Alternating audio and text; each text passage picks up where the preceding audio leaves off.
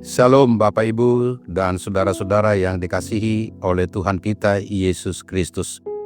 Saya Pendeta E.H. Sibarani bersama istri serta Simajuntak mengajak Bapak, Ibu dan saudara-saudara mengikuti renungan yang dikeluarkan oleh Majelis Sinode GKO dengan pola pembacaan Alkitab 4M, menerima, merenungkan, melakukan, dan membagikan firman Tuhan. Mari kita berdoa. Bapa Surgawi, Bapa yang kami sembah di dalam nama Tuhan kami Yesus Kristus, di pagi hari ini Tuhan kami bersyukur Tuhan boleh menyertai kami sepanjang malam di dalam tidur kami, dan pagi ini kami boleh menikmati hari yang baru pemberian Tuhan bagi kami. Dan sebelum kami melakukan aktivitas kami sepanjang hari ini, kami mau membaca firman-Mu, biarlah kuasai hati dan pikiran kami sehingga kami boleh mengerti apa yang Tuhan kehendaki dalam kehidupan kami. Di dalam nama Tuhan kami Yesus Kristus kami berdoa, kami mengucap syukur. Amin. Pembacaan Alkitab pada pagi hari ini terambil dari 1 Korintus 10 ayat 8-10, Alkitab terjemahan baru 2. Demikian firman Tuhan. Janganlah kita melakukan percabulan seperti yang dilakukan oleh beberapa orang dari mereka, sehingga pada satu hari telah tewas 23.000 orang.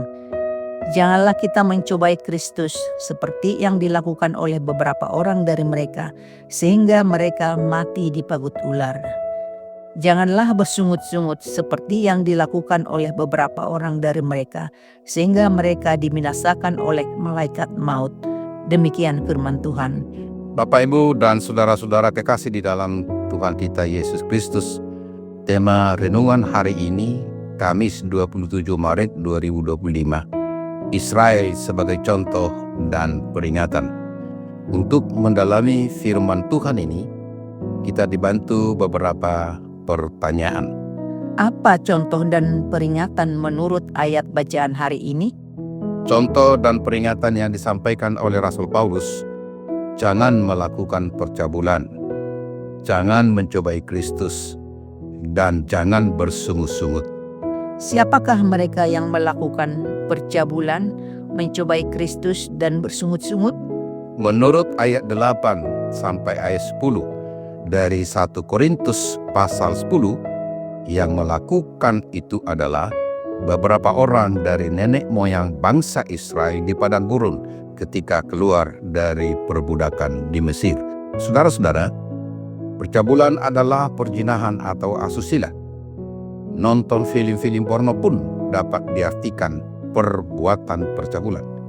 Mencobai Tuhan dapat diartikan mencobai kesabaran Tuhan dan meragukan kuasa Tuhan dan kehadirannya.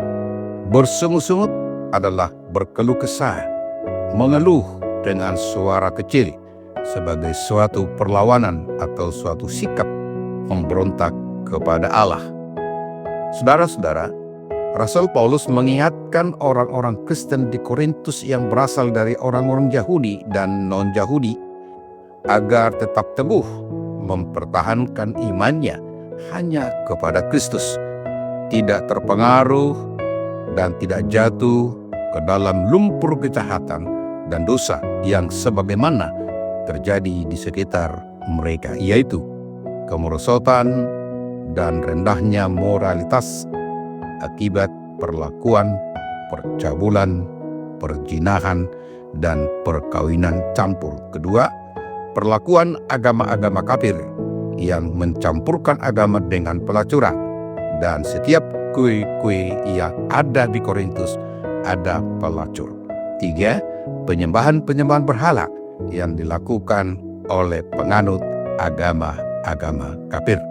Paulus dengan tegas mengingatkan bahwa kejadian yang dialami sebahagian nenek moyang bangsa Israel di padang gurun menjadi contoh bagi orang-orang Kristen di Korintus agar supaya terhindar atau tidak mengalami seperti apa yang dialami oleh sebagian nenek moyang mereka di padang gurun.